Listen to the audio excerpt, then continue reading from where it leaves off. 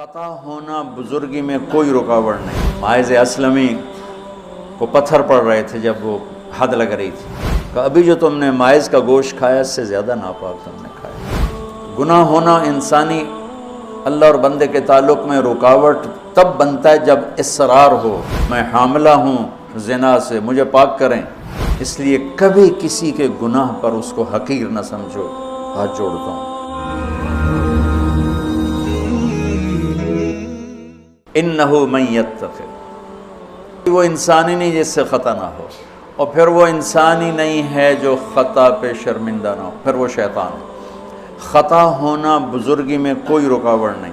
صحابہ کی خطاؤں کو اللہ نے قرآن میں ذکر کیا، صحابہ سے ہر بڑے سے بڑی خطا ہوئی، اس میں ایک پیغام تھا کہ اتنے بڑے مقام والے سے بھی خطا ہو سکتی ہے اور اللہ کے تعلق میں کوئی کمی نہیں آ سکتی۔ توبہ۔ ماعز اسلمی کو پتھر پڑ رہے تھے جب وہ حد لگ رہی تھی، تو دو آدمی آپس میں باتیں کر رہے تھے، دیکھو اچھا بھلا اس پر پردہ ڈال دیا تھا اللہ کے نبی نے، یہ خود ہی اپنے آپ کو ذلیل کر کے آ گیا۔ تو جب وہ ان کا انتقال ہو گیا اور وہاں سے واپس ہوئے تو راستے میں ایک گدھا مرا پڑا تھا، تو آپ نے کہا ان دو آدمیوں کو بلاؤ، وہ دونوں آ گئے۔ آپ نے فرمایا اس کا بیٹھ کے گوشت کھاؤ۔ یا رسول اللہ، یہ آپ کیا فرما رہے ہیں؟ ناپاک، حرام، مردار۔ کہ ابھی جو تم نے ماعز کا گوشت کھایا اس سے زیادہ ناپاک تم نے کھایا۔ کہ تم اس کی غیبت کر رہے، اور میں محمد مصطفیٰ اللہ کی قسم کھا کے کہتا ہوں میں اسے دیکھ رہا ہوں جنت کی نہروں میں نہاتا پھر رہا ہوں۔ گناہ ہونا انسانی اللہ اور بندے کے تعلق میں رکاوٹ تب بنتا ہے جب اصرار ہو، کرتا ہی جائے کرتا ہی جائے، اس لیے کبھی کسی کے گناہ پر اس کو حقیر نہ سمجھو۔ ہاتھ جوڑتا ہوں، کسی کو حقیر، کسی سے نفرت نہ، اپنی نیکی کے تکبر سے بچو۔ اللہ کی قسم، نیکی کا تکبر پیسے کے تکبر سے بھی زیادہ خوفناک ہے۔ ہم ایسے، ہم ایسے، تم ایسے، تم ایسے۔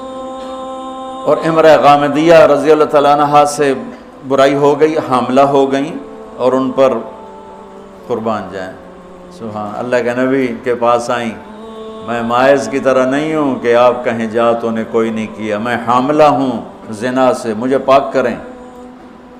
تو آپ نے فرمایا، آپ نے اس کو ٹالنے کے لیے کہ جا پہلے بچہ پیدا کر پھر اس کے بعد دیکھا جائے گا، کہ 9 مہینے گزریں گے آپ ہی بھول جائے گی۔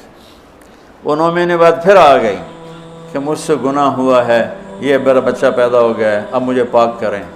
تو آپ حیران ہو گئے اس کے اس اندر کے بے قراری پر۔ آپ نے پھر دوسرا ہیلہ اختیار فرمایا، آپ نے فرمایا بچے کو دودھ پلا 2 سال، جب یہ روٹی کھانے کے قابل ہو جائے پھر آنا، پھر حد لگائیں گے۔ 2 سال اس نے دودھ پلایا، اور ایک دن چشم فلک نے دیکھا کہ ایک عورت بچے کو انگلی سے پکڑ کے لا رہی ہے، اور اس بچے کے دوسرے ہاتھ میں روٹی ہے اور وہ کھا رہا ہے، اور آ کر کہتی ہے یا رسول اللہ یہ روٹی کھا رہا، طہرنی، مجھے پاک کیجیے۔ میرے نبی کے بھی آنسو نکل آئے۔ تو آپ نے فرمایا اس بچے کو کون اپنا بیٹا بناتا ہے، میں ضمانت دیتا ہوں جنت میں وہ میرا ساتھی ہوگا۔ تو ایک انصاری صحابی نے اٹھ کر کہا یا رسول اللہ میں اس کو اپنا بیٹا بناتا ہوں۔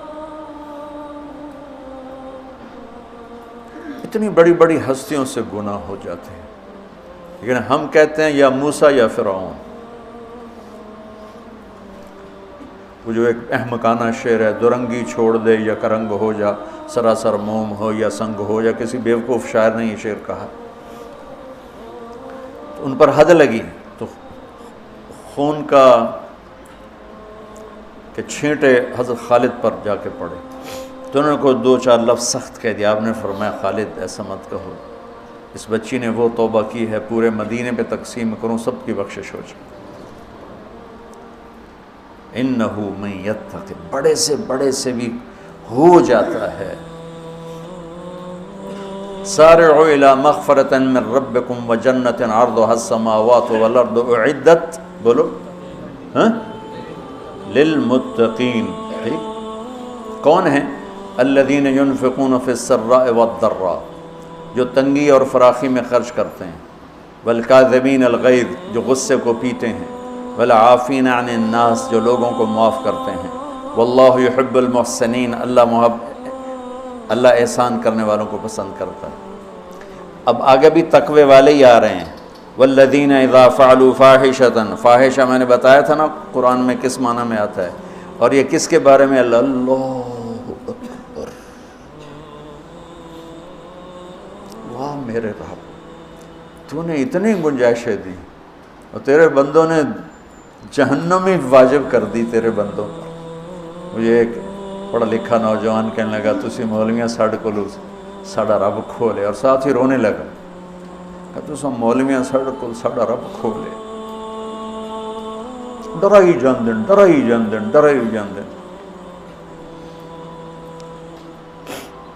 والذین اذا فعلوا فاحشۃ، یہ بھی تقوی والے ہیں، او ظلموا انفسهم، یہ بھی تقوی والے ہیں، ذکروا اللہ فاستغفروا لذنوبہم ومن یغفر الذنوب الا اللہ ولم یصروا علی ما فعلوا۔ یہاں آ کے جدا ہو گیا، متقی اور فاسق جدا ہو گیا کہ متقی بھی یہ سارے گناہ کر سکتا ہے لیکن وہ چھوڑ دیتا ہے، اصرار نہیں کرتا، روتا ہے، معافی مانگتا ہے، اور جو بدماش ہوتا ہے وہ کرتا جاتا ہے، وہ کہتا ہے ویکھی جائے گی ویکھی جائے گی۔ تو جنت میں جانے والوں کے بارے میں میرے رب کا قرآن یہ کہہ رہا ہے، ہم ایسی احمقانہ سوچ کے مالک ہیں کہ نیک آدمی تو بن جائے معصوم پاک نبیوں کی طرح، اور جو نافرمان ہے وہ فرعون بن جائے، وہ کیوں نیکی کرتا ہے؟ میرا کالج کا ساتھی تھا احمد مصطفیٰ، 96 میں فوت ہو گیا۔ اس کا چلہ لگا تو سارے عیب چھوٹ گئے، صرف شراب رہ گئی تھی، تو وہ نشے میں اس کے دوستوں نے اس کو گھر کے دروازے کے سامنے اتارا تو وہ دروازے پر ہی گر کے پڑا ہوا تھا۔ تو پولیس کی گزری وین تو انہوں نے اٹھا کے ڈالا اور چوکی لے گئے۔ صبح اس کی آنکھ کھلی تو روشنی ہو رہی تھی، تو اس نے سپاہی بھی جانتے تھے، اچھا بڑے آدمی کا بیٹا تھا، خود بھی کافی مشہور تھا، تو اس نے کہا یار جلدی جلدی مصلی لوٹا لو، میں نے نماز پڑھنی۔ تو کہنے لگا راتی کی کر دے رہے ہو؟ تو کہنے لگا اسے واسطے تو نماز پڑھن لگا کہ منہ کالا کیتا ہے دھو بھی لواں۔ اور ہمارا کیا تصور ہے، تیری روٹی حرام، تجھے نمازوں کا کیا فائدہ، تو داڑھی منڈاتا ہے، تیرا کیا دین ہے، تیری شکل ہی کافروں جیسی ہے، تیرا کیا دین ہے۔ ہمارے دیندار طبقے نے بے دینی کو پروموٹ کیا نفرت کر کے۔ دین تو سراپا محبت۔